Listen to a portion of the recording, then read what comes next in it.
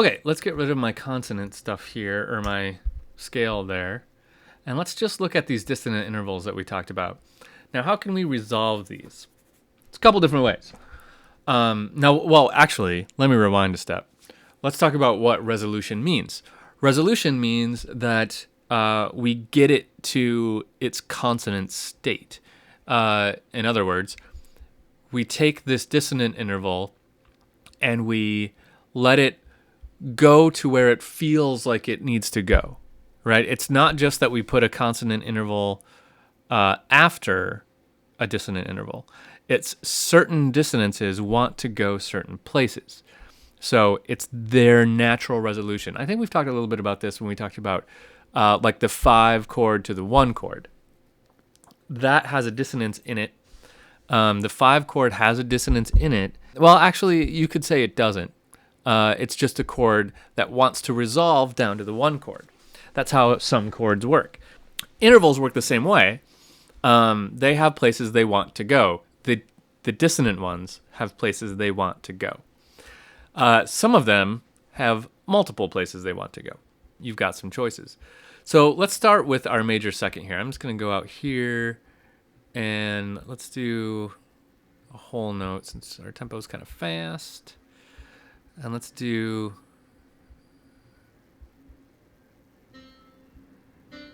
Okay, so a major second.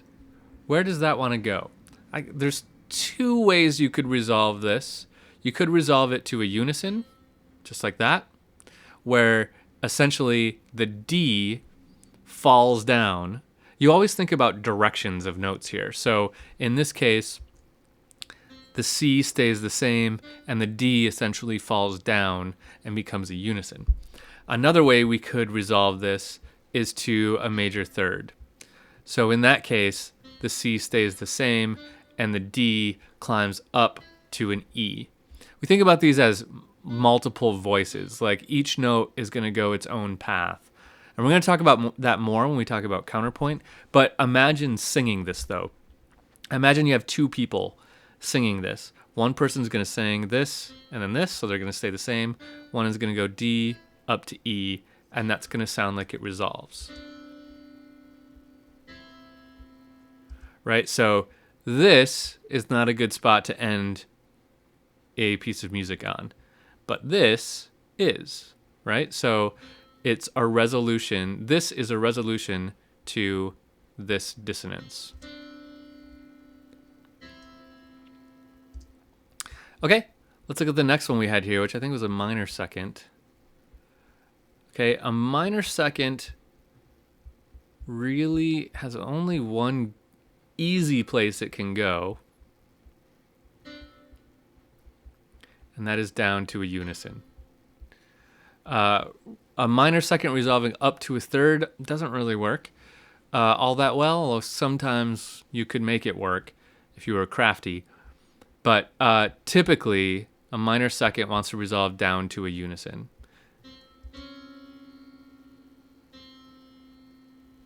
All right, so this note really wants to fall down to here. That's really the best place for that to go. What do we have here? A major 7th. Let's look at where that goes. So a major 7th, could go 2 places. The most obvious one would be for it to go to an octave, where this note stays the same and the top note climbs up to an octave to resolve it. Right? That feels like a resolution. But if we wanted to get crafty, another thing we could do, here's our 7th again, let's resolve it down to a 6th. Now, the 6th is not an extremely consonant interval, right? But if we did a little magic, we could make this sound more consonant. Let's hear it without some magic and just hear a 7th resolving to a 6th.